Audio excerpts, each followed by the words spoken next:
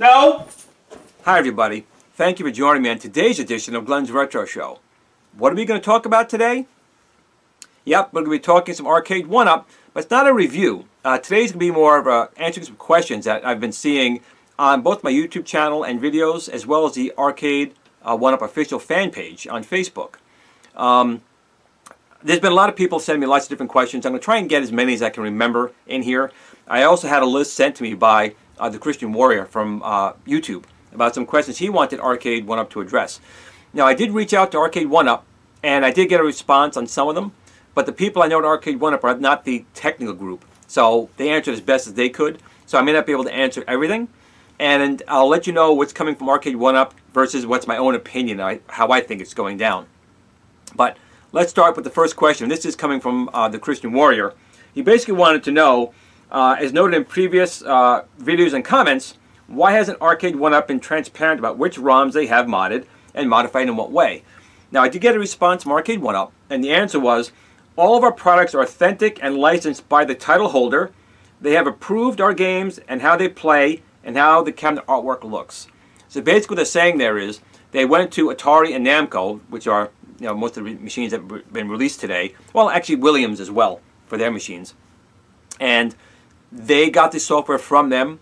They built their product, went back to Atari, Williams, and Namco, and they gave a stamp for approval. They approved how the game looked, they approved how it played, and they approved the overall package, and that's what we're getting right now. So I hope that answers that question. Now, are the games going to be 100% identical to the arcade machines? No. These are not the arcade machines. You're not going to be putting a quarter in, having that part of the ROM do that. You press a button that simulates it. So it's going to be some changes to them for the home. So you have to take that into consideration. And I hope most people do. At least that's how I'm taking it as. Another question I got here was, let's see, let's go down to our list here of questions. Sorry, I have my other computer over here. Let's see what we have over here. Another question was, why did they include a input diagnostic menu? Now, I've been fooling around with these, and I know, again, in the Arcade1UP forum, we have some people in there who found there is a diagnostic menu in the systems. Some will let you test out some of the controls, but not all of them, if I remember correctly. But that's not, I guess, something normally they thought of to put in. Again, most of the arcade machines, when you go into a diagnostic menu, usually it's just testing the ROM itself out, the video display, sound. Most don't test joysticks or trackballs. Again, some do, but I definitely know my Zaxxon, for example, does test the ROMs, the sound, and the video part of it, but there's no test in there for controls. So once again, it's something they can maybe add in the future, possibly, make it a separate ROM or a separate thing from the ROM and the emulator, maybe. But the official, I think, answer is that the arcade ROM doesn't have that type of test. It's not going to be something that's tested in these machines. That's just, again, my personal opinion on that. Another question, again, from the Christian Warrior was, with cabinets having some issues, artwork, button issues, controllers, stuff like that, why is there only a 90-day warranty? I did get a response from Arcade1UP stating that they are committed to an excellent gaming experience and strive to do their very best to provide a great customer experience. We stand behind our product with 90-day warranty. So they really didn't go far beyond that. So I guess the real question is, do people think these are going to last beyond 90 days? Do they think that 91 days they're all going to break apart? Well, again, if you look at my channel, I do have a Pro Play Home Arcade, which is a NES arcade machine that I purchased back in 1990.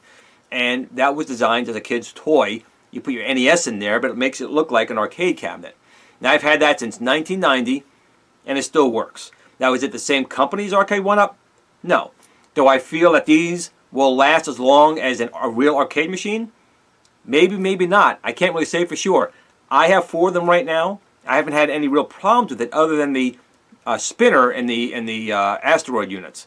That's something I hope that's going to be addressed either by Arcade1UP, or I have been contacted by a few people who are working on real arcade spinners for it. So we'll see what happens in the coming weeks. But how do I feel about it? Well, I don't know. Again, I'm pretty happy with the product. The cabinet, for what it is, seems pretty solid to me. These guys seem pretty solid. I don't seem to have a problem with them. Some people think they're made too thin. That's, of course, totally open to interpretation. How much wood do you need to have a cabinet run a joystick and some buttons? You can go thicker, sure. Now you're adding weight. And these are, again, designed for the home. You're talking 60 pounds versus my Pro Player, which is built with a slightly thicker wood, is almost 150 pounds. So it's a big difference there. And then the Zaxxon arcade machine is 320 pounds. So where do you draw the line of how much wood you need to make something sturdy? To me, these seem very sturdy. Should you stand on them? Should you throw them across the room? No, it's not going to survive that. But normal usage? Yeah, I think it's going to stand up to that pretty well. Will the controls hold up that well? Again, time will tell. The buttons feel like they probably will last pretty long, but they're very easy to replace. The trackball, I'm not quite sure. So far, I have had no problems with the two I had. I will admit that people have reported problems with the trackball, but I have not seen that yet in mine. I have seen problems with the spinners. So that's a spot that I definitely more than focused on. But will it last beyond 90 days? Only time is going to tell, and that's up to you whether you're willing to spend the money for it with a 90-day warranty. I will say Wal-Mart and a lot of other companies do offer extended warranties through them. So if you do have a concern that 90 days is not long enough, you can always go with the local store's extended warranty. It's a little extra expense, but if that gave you some peace of mind, maybe you want to do that. Me, with my 12-in-1, I turned it down. I don't think it's going to be necessary. What else do we have here? Another question here. Again, it's from Christian Warrior. Why are the Galaxian ships white in the original arcade versions, and in their demo cabs are using red tip ships? Why does it seem like they're selling different products? Again, I didn't get a response from Arcade1UP. Again, it wasn't a technical department I was talking to. But my personal opinion is anything electronic, there's different revisions. Again, there are different arcade ROMs that are out there that I know have different artwork, whether it was an original from one manufacturer or was it a clone or a copy. That's totally my guess. But the overall look of the machines still look fine. And for me personally, it's not a deal breaker. Again, if that's a deal breaker for you, Arcade1UP is probably not something you want to purchase, and maybe you want to go with a Raspberry Pi or something like that. That's fine. Let's see, another question we have here. Another question is, why doesn't Street Fighter Turbo allow the user to select turbo speed? Can't say. Again, the department I spoke to, Arcade1UP, wasn't a technical one. I don't know anyone in that department. If they give me an answer, I'll get back to that. I don't know. I really can't answer that one. Let's see what else we have here. In regards to the Gauntlet, what caused the game glitch at level 31? And what did they do to correct it? I did not get a response again from Arcade1UP. It was not a technical department that I spoke to. I'm sorry. I don't know that anyone there. If someone does, please send me that contact. I'm more than happy to reach out to them. So I don't know what caused the glitch. Me personally, my thing is, I do feel that the quality testing should have gone a little bit longer. I'm not going to lie. I think that these cabinets could use a little more testing. But I will say that Arcade1UP is stepping up with every issue that's come across. And anyone experiencing the glitch, you simply call the 800 number and they will send out a new board that'll fix that glitch. But again, should the glitch have been there from the beginning?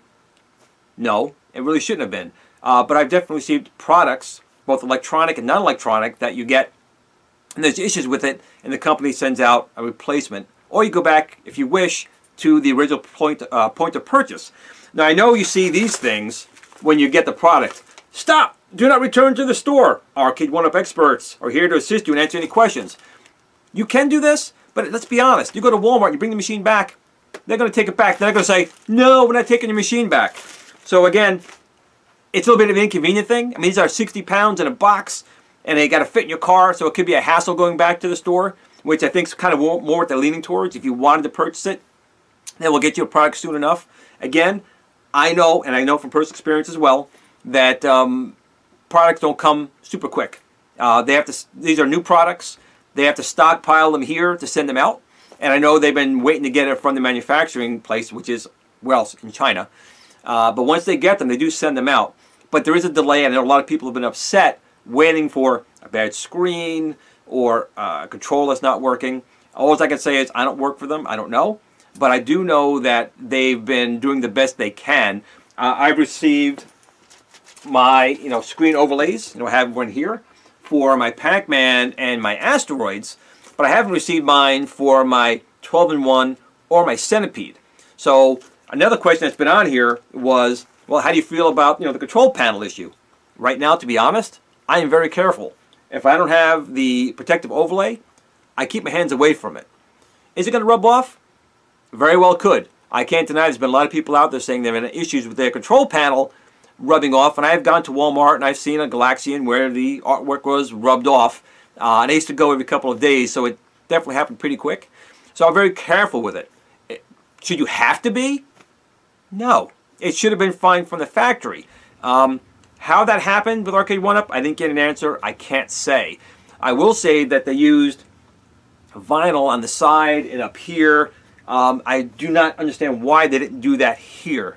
I don't work for them. To me, that was a bad decision.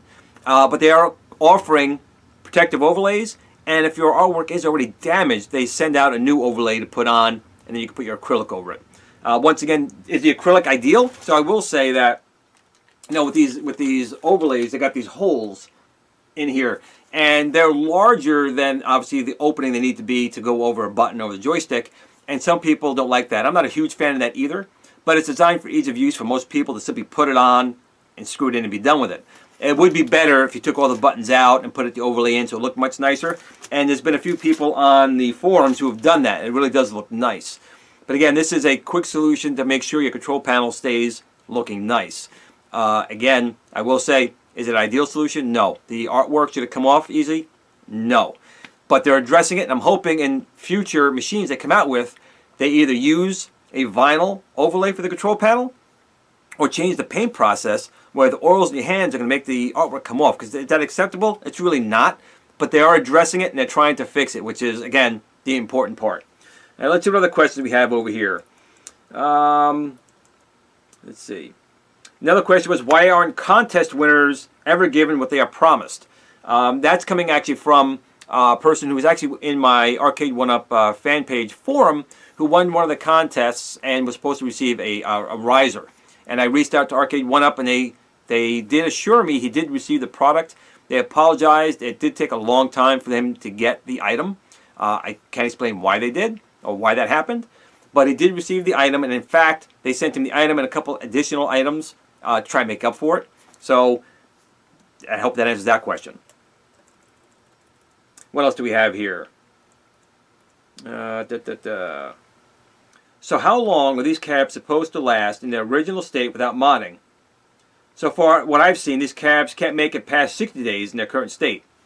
Well, I don't know. I guess we're going to have to find out on that one. I did reach out to Arcade1UP, and they didn't have an answer for that. Again, I would say it really depends on how you treat anything. You can buy a brand new plasma television for $10,000 and knock it around and you bust it. I'm not saying that's the case here. What I'm just saying is, we'll know when we know. We'll find out after the 30, 60, 90-day mark and see how many are still going.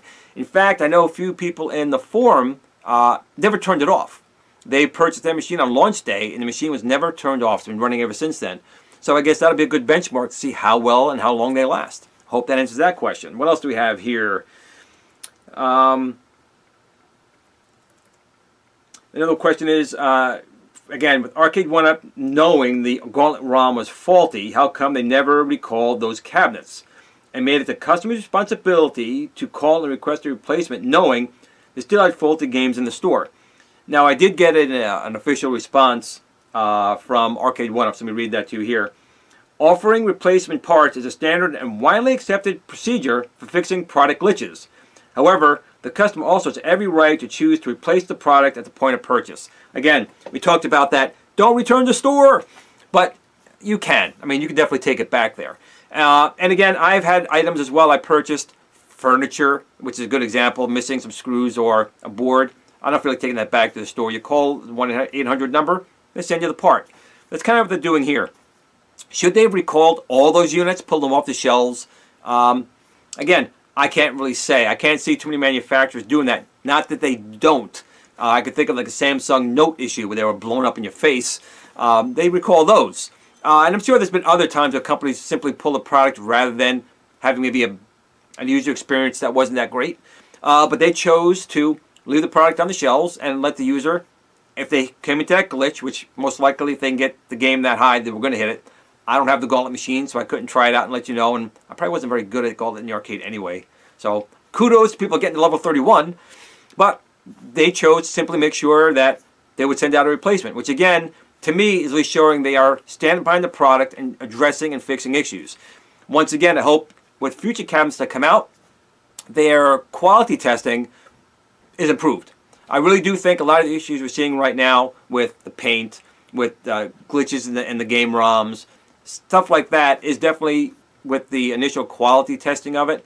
I don't know how long they took before they brought this from licensing it to get it to market. I have no idea. But I do hope in the future that's something that they take seriously and realize that you need to put in good testing beforehand to have a good product launch. I hope I addressed some of the concerns you all had here. I will say, once again, I have received units from Arcade1UP as sample review units. Do I like them? Absolutely do. Did I have problems with it? Other than the asteroid spinner? No, I have not. And I've been having a lot of fun playing it. I also purchased one on my own.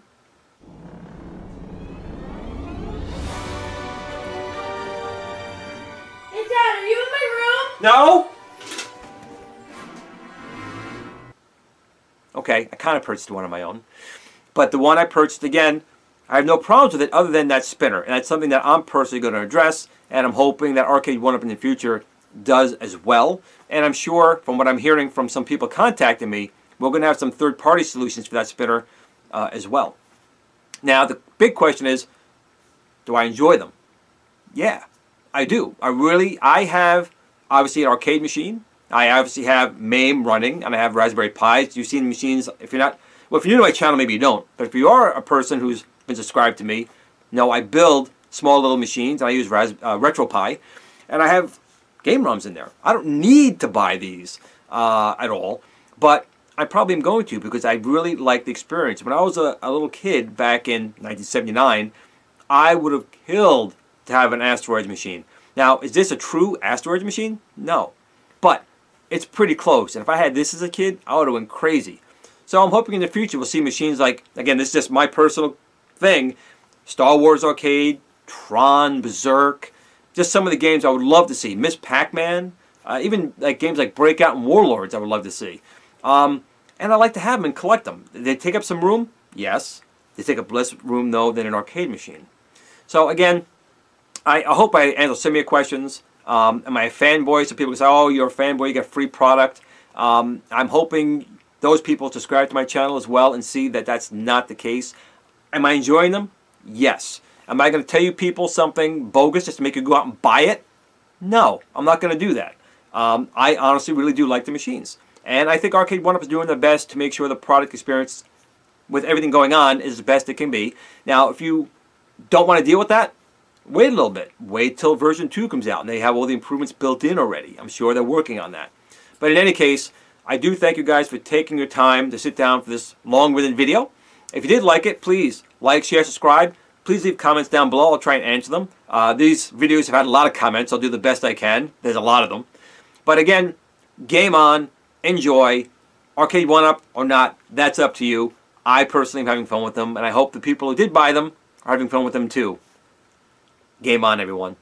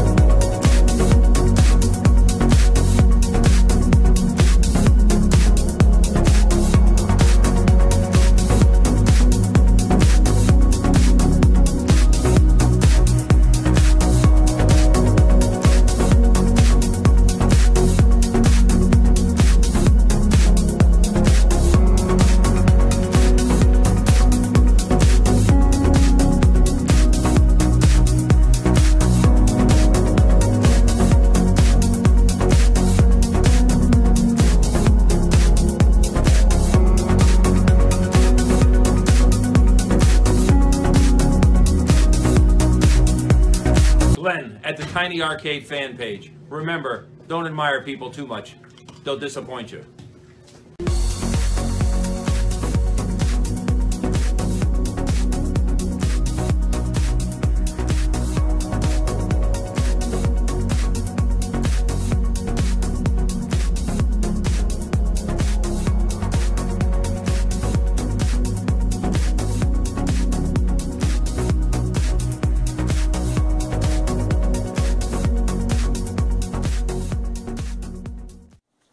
Sit, Blue Blue, sit. Good dog.